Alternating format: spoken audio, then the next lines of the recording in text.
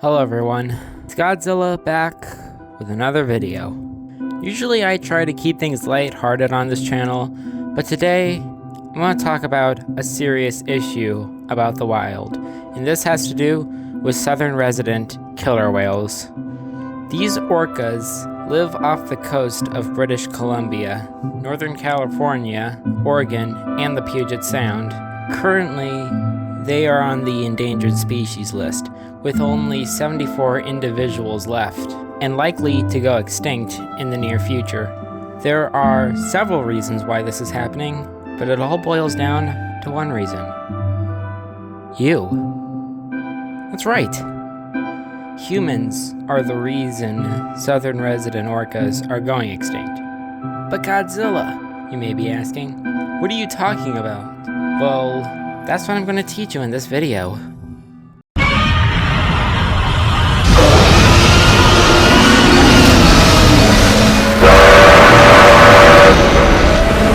One of the largest problems is lack of food, and this stems from two different reasons. The first is overfishing. I covered the causes and effects in a previous video, but I was pretty vague about the details. I don't think I even defined overfishing in that video, so I probably should right now. Overfishing is the act of taking more fish out of the ocean than you actually need. Some fisheries don't even regulate the fish they catch, and because of this, orcas and whales in general also get affected. That's because most whales eat fish, and if there's no fish in the water, many whales can't find a reliable food source, especially southern resident orcas. They feed off Chinook and chum salmon. Well, at least they did before their population declined. Yeah, so humans pulling fish out of the water has taken a toll on both the fish and the animals that eat them. The second is the installation of hydroelectric dams. Dams are placed in rivers where spawning salmon swim up to their birthplaces. They know that the dammed river, no pun intended, was the right one because of genetic memory. Because of this, they can't reproduce and the salmon population decreases. But why don't they just mate right there? Good question. I'm not sure. But as the population decreases, so does the orca population. Similarly, orcas who have been captured for aquariums are intentionally kept hungry before performances. Which on its own is just cruel, but as a second punch to the face, the fish are frozen, which can cause a type of hypothermia inside the bowels of the whale. The second largest problem is pollution. Hopefully, I don't need to explain what pollution is. Let me tell you guys a story. The 3 little plastic bottles. Bottle number 1 was put in the trash, where it was taken to a landfill. That's where trash that can't be recycled is leveled, compacted, and buried. Then it decomposes. But plastic takes 20 to 500 years to decompose, so bottle number 1 just sat there. Bottle number 2 ended up in the ocean and became part of the Great Pacific Garbage Patch, which is exhausting. Now, because it decomposes slowly, the plastic bottle was broken down into tiny little plastic particles known as microplastics. These microplastics mixed with phytoplankton. The microplastics and plankton were eaten by zooplankton.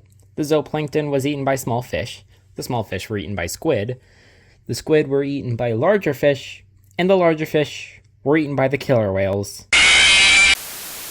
As each creature consumes the next, the toxicity of the microplastics increase, and these plastics make the animals feel full even when they're not, and also poisons them.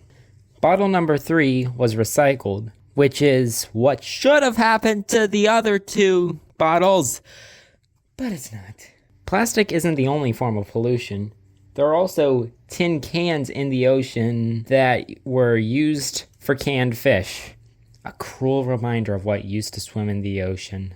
There are also drifting fishing nets, called ghost nets, that fishermen leave out to catch fish. The nets can tangle up, injure, or drown orcas that swim to them, and these nets are invisible to them. If this happens, some lazy fishermen just cut their lines and let the trapped animals die. Another reason that used to be a big problem is orcas were captured and taken to aquariums for entertainment. This is very harmful to the animals for a multitude of different reasons. First, orcas are starved. Giving an animal a treat is actually a common tactic that people use when they're training animals. But, like I mentioned earlier, orcas who have been captured for aquariums are intentionally kept hungry before performances, so their treats become their regular meals, and they learn, if you don't perform well, you'll starve. Horrible. Second, you might have seen killer whales in captivity with a collapsed dorsal fin, like if you've gone to SeaWorld or watched the movie Free Willy or Blackfish. Well, that's an indicator that the orcas are not happy or healthy. And that's the only indicator that they are miserable, because they physically can't frown. They're always smiling, even when life is unbearable. Third, their tanks are too small. Killer whales swim 100 miles a day and dive around 1,000 feet. The tanks are less than 1% of that, so they'll need around 1,500 laps around the tank's perimeter or 3,200 back and forth laps to make up for those 100 miles. Without the necessary space to burn energy, the orcas become aggressive, which not only puts the trainers and audience in danger, but also the orcas themselves. A killer whale named Talikum actually killed his own trainer once. Also, because of the small tanks, they have to swim close to the surface to protect themselves from the toxins that are produced when the whale's waste products mix with the chlorine in the water in the tank. This causes sunburn, so the orcas are painted over to keep them black. And this paint is actually harmful to them. Plus, a killer whale from the Miami Sea Aquarium who recently died, named Tokate, had a tank so small she couldn't submerge vertically. Fourth, the families are artificial. They live in tanks with strangers, and if the whales give birth, their babies are immediately taken away from them, which the orcas consider to be kidnapping. In fact, this caused one dolphin from the TV show Flipper to die of stress in a cast member's arms.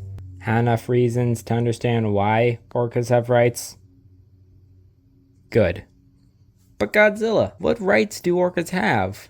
The right to live. Orcas, like all predators, play a role in the environment. They keep the food chain and prey populations in balance. If that is disrupted, it may not happen all at once, but the food web would collapse. There's no reason to make other animals suffer just because of you all declining the population of the southern resident killer whales. Thank you all for watching. It took me so many hours of worrying and stress eating to make this video. It's covered in my blood, sweat, and sometimes literal tears. I'm proud of you, man. Thanks, Moby. If you want to take action for the southern resident killer whales, give this video a like and share it with a friend. And be sure to subscribe, because I'm gonna make more videos like this in the future. And remember, guys, take care of your environment so it can take care of you. Until next time, signing off.